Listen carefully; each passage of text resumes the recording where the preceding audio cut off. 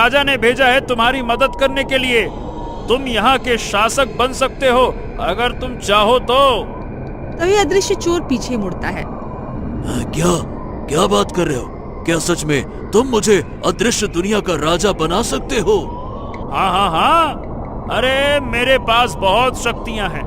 तुम्हारी दादी को मैंने वचन दिया था कि तुम्हें मैं अदृश्य दुनिया का राजा बनाऊंगा, और आज वो वक्त आ गया है कि मैं अपना वादा पूरा करूं।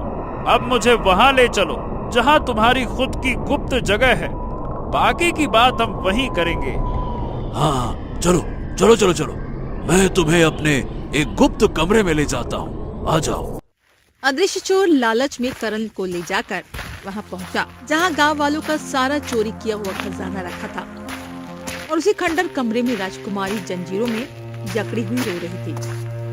कृपया मुझे यहाँ से बाहर ले चलो, मैं मर जाऊंगी नहीं तो। करण ने तेजी से जंजीरें काट ली। अदृश्य चोर को कुछ समझ आता तब तक उसने वार करके उसे धराशाही कर दिया। चोर ने अंतिम सांस में हाँफते हुए कहा, अरे शक्ति ने मुझे अंधा कर दिया था। तुम जीत गए, तुम जीत गए। करण ने अपनी तलवार उसके सीने में उतार दी और वो हमेशा के लिए खत्म हो गया। आपने मेरी जान बचाई, आप मेरे रक्षक हैं। कृपया अपना चेहरा दिखाइए, मैं आपको देखना चाहती हूँ। नहीं नहीं नहीं नहीं राजकुमारी, अभी समय नहीं आया है। जब सही क्षण आएगा तब आप मुझे पहचान लेंगी। चलिए। राजकुमारी की आंखों में आंसू आ गए, लेकिन वो उसकी शक्ति और हिम्मत पर मोहित हो चुकी थी। करण राजमहल छोड़कर वापस लौट आया। कभी राजा भाग कर आते हैं। मेरी बेटी राजकुमारी, बेटा तुम सही सलामत तो हो ना? तुम वापस कैसे आई? तुम्हें यहाँ कौन छोड़ कर गया, बताओ हमें। पिताजी, पता नहीं वो कोई व्यक्ति था जिसने मुझे सही सलामत यहाँ तक छोड़ दिया। तभी एक बाबा राजा के पास आता है और कहता है, महाराज, एक नकाब वाले इंसान ने गांव वालों को आदमखोर के अत्याचार से बचा लिया। इतना ही नहीं, उस आदमखोर ने राज्य के कई लोगों को भी अपना शिकार बना लिया था, और अब वो राज्य पर हमला करने वाला था, लेकिन उसी नकाब वाले योद्धा ने उसे मार गिराया और सबकी जान बचाई। तभी मंत्री कहता है, हाँ महाराज, एक अघोरी था जिसने परियों और इंसानों को कैद करके रखा था, और वो अपने काले जादू से महल पर कब्जा करने वाला था, पर एक नकाब वाले योद्धा ने उसे भी समाप्त कर दिया। तभी राजकुमारी कहती है, पिताजी, जिसने मुझे बचाया था वो भी वही नकाब वाला था। हाँ, तो उन तीनों नकाब वाले वीरों को तुरंत खोजा जाए और मेरे दरबार में लेकर आओ। हम उनसे मिलना चाहते हैं। वो इस राज्य का गौरव हैं। जाओ, उन्हें लेकर आओ। दूसरी तरफ तीनों योद्धा लंबे सफर के बाद अपने घर पहुंचते हैं। हाँ भैया भैया भैया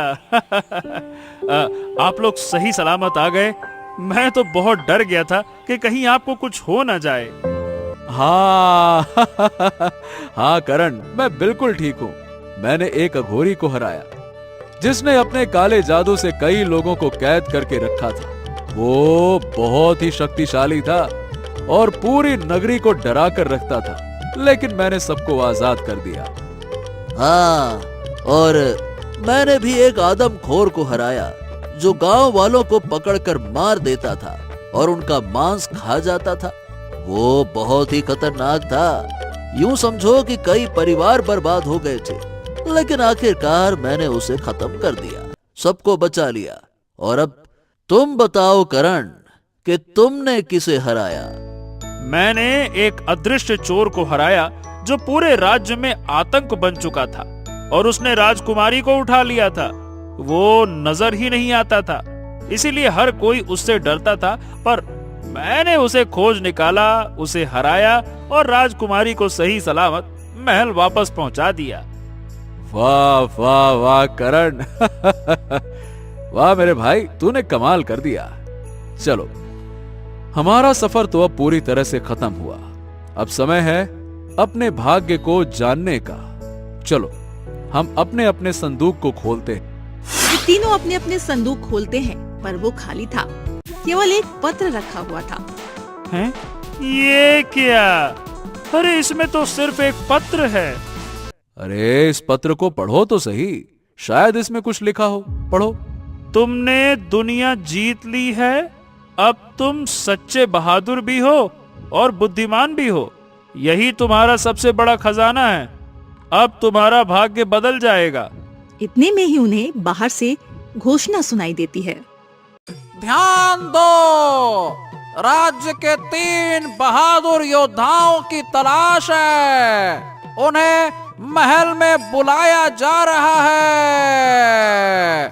सुनो सुनो सुनो। अरे भाइयों, तुमने सुना उस सैनिक ने क्या कहा? महाराज, हम तीनों की तलाश कर रहे हैं। चलो हम लोग राजमहल चलते हैं।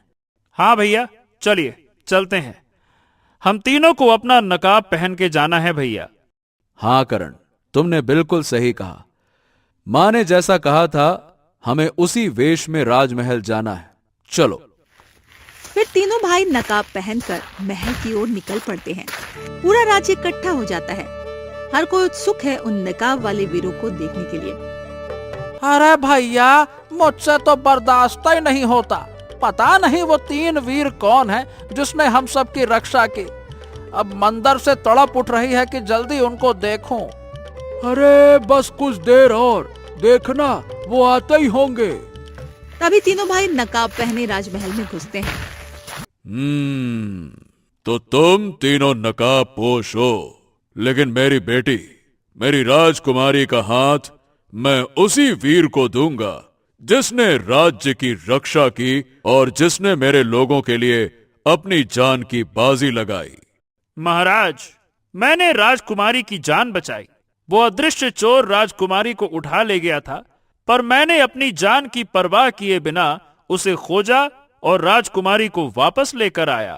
पिताजी, यही है वही आवाज, वही हाथ जिसने मुझे पकड़कर बचाया था। मैं इसे पहचानती हूँ। यही मेरा रक्षक है। ओ, तो ये तो हमारे राज्य का ही वीर युवक करण है। तुमने वो कर दिखाया करण, जो पूरा राज्य मिलकर भी नहीं कर सका। तुमने हमारी पुत्री को बचाया, मेरे राज्य की इज्जत बचाई। इसीलिए अब तुम इस राज्य के राजा बनो। अब दूसरे योद्धा सामने आए और अपने पराक्रम का प्रमाण दें। परी, मुझे अभी तुम्हारी आवश्यकता है। पूरा महल रोशनी से भर जाता है।